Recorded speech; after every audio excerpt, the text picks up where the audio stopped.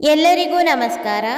ನೀವಿನ್ನೂ ನಮ್ಮ ಚಾನಲ್ಗೆ ಹೊಸಬರಾಗಿದ್ದರೆ ಈಗಲೇ ಸಬ್ಸ್ಕ್ರೈಬ್ ಆಗಿ, ಪಕ್ಕದಲ್ಲಿರುವ ಬೆಲ್ ಐಕಾನ್ ಒತ್ತಿ, ನಂತರ ಆಲ್ ಸೆಲೆಕ್ಟ್ ಮಾಡಿ. ನಮ್ಮ ವಿಡಿಯೋವನ್ನು ಲೈಕ್ ಕೊಡಿ. ಶ್ರೀರಾಮಚಂದ್ರ ಕೃಪಾಲು ಭಜ ಮನ ಹರಣ ಭವ ಭಯಧಾರುಣಂ. ಶ್ರೀರಾಮಚಂದ್ರ ಕೃಪಾಲು ಭಜ ಮನ ಹರಣ ಭವ ಭಯಧಾರುಣಂ. ನವಕಂಜಲೋಚನ ಕಂಜಮುಖ ಕರಕಂಜ ಪದಕಂ ದಾರುಣಂ. ನವಕಂಜಲೋಚನ ಕಂಜಮುಖ ಕರಕಂಜ ಪದಕಂ ದಾರುಣಂ. ಶ್ರೀರಾಮ್ ಶ್ರೀರಾಮ್ ಶ್ರೀರಾಮ್ ಶ್ರೀರಾಮ್. ಕಂದರ್ಪ ಅಗಣಿತ ಅಮಿತ ಚವಿ ನವನೀಲ ನೀರಜ ಸುಂದರಂ. ಎಲ್ಲರಿಗೂ ನಮಸ್ಕಾರ. ಈ ರಾಮ ಭಜನೆಯನ್ನು ಹಾಡಬೇಕು ಅಂತ ಎಲ್ರಿಗೂ ಇಷ್ಟ ಇರುತ್ತೆ. ಇದು ತುಂಬ ಏರಿಳಿತಗಳು ಇರೋದ್ರಿಂದ ಭಜನಾ ಮಂಡಳಿನಲ್ಲಿ ಹಾಡೋದಕ್ಕೆ ಆಗ್ತಾ ಇರೋದಿಲ್ಲ. ಎಲ್ಲರೂ ಒಟ್ಟು ಸೇರಿ ಹಾಡಬೇಕಲ್ಲ, ಅದಕ್ಕೋಸ್ಕರ ಅತಿ ಸುಲಭದ ವಿಧಾನದಲ್ಲಿ ಇದೇ ರಾಮ ಭಜನೆಯನ್ನು ಯಾವ ರೀತಿ ಹಾಡಬೇಕು ಅಂತ ನಾನೀಗ ಹಾಡಿ ತೋರಿಸ್ತೀನಿ. ಆಗ ಭಜನಾ ಮಂಡಳಿನಲ್ಲಿ ಕೂಡ ಈ ರಾಮ ಭಜನೆಯನ್ನು ಹಾಡ್ಕೋಬಹುದು. ಶ್ರೀರಾಮಚಂದ್ರ ಕೃಪಾಲು ಭಜ ಮನ ಹರಣ ಭವ ಭಯಧಾರುಣಂ.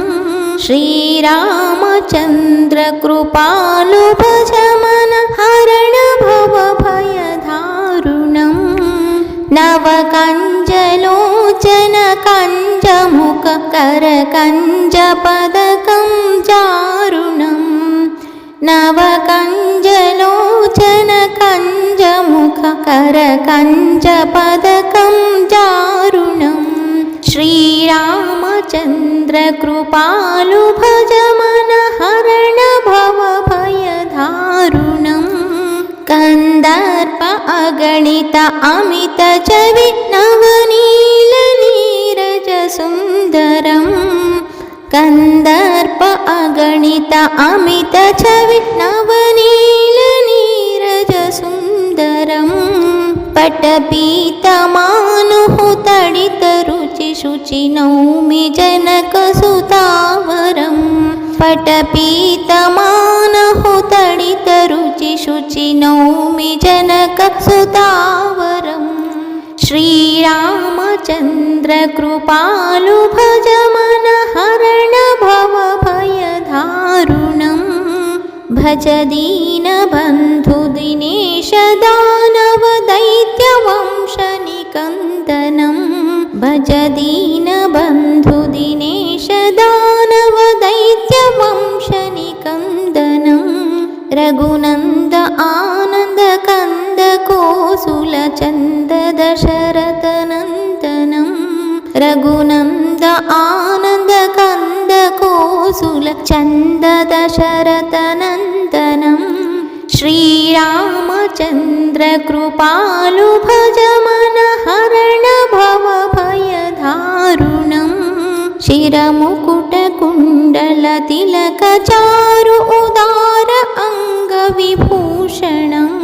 ಶಿರಮುಕುಟ ಕುಂಡಲ ತಿಲಕ ಚಾರು ಉದಾರ ಅಂಗ ವಿಭೂಷಣಂ. ಆಜಾನುಭುಜ ಶರ ಚಾಪದರ ಸಂಗ್ರಾಮಜಿತ ಕರದೂಷಣಂ. ಆಜಾನುಭುಜ ಶರ ಚಾಪದರ ಸಂಗ್ರಾಮಜಿತ ಕರದೂಷಣಂ. ಶ್ರೀರಾಮಚಂದ್ರ ಕೃಪಾಲು ಭಜ ಮನ ಹರಣ ಭವ ಭಯಧಾರುಣಂ. ಇತಿ इति वदति तुलसीदास शङ्कर शेषमुनिमनरञ्जनम् इति वदति तुलसीदास शङ्कर शेषमुनिमनरञ्जनम् मम हृदय कञ्जनिवास कुरु कामादिकलदलगञ्जनम् मम हृदय कञ्जनिवास कुरु कामादिकलदलगञ्जनम् श्रीरामचन्द्र कृपालु भज मन हरण भवभयदारुणम् श्रीरामचन्द्र कृपालु भज मन हरण भवभयदारुणम् नवकञ्जलोचन कञ्जमुखकर कञ्जपदकं जारुणम् श्रीरामचन्द्र कृपालु भज मन हरण भवभयदारुणम् नवकञ्जलोचन कञ्जमुखकर कञ्जपदकं जारुणम् श्रीरामचन्द्र कृपालु भज मन हरण भवभयदारुणम्. ಕೇಳಿದ್ರಲ್ಲ, ನಾನು ಈ ರೀತಿ ಹಾಡಿದ್ನಲ್ಲ, ಅದೇ ರೀತಿ ಭಜನಾ ಮಂಡಲಿನಲ್ಲಿ ಕೂಡ ಹಾಡಿ ಅಭ್ಯಾಸ ಮಾಡಬಹುದು.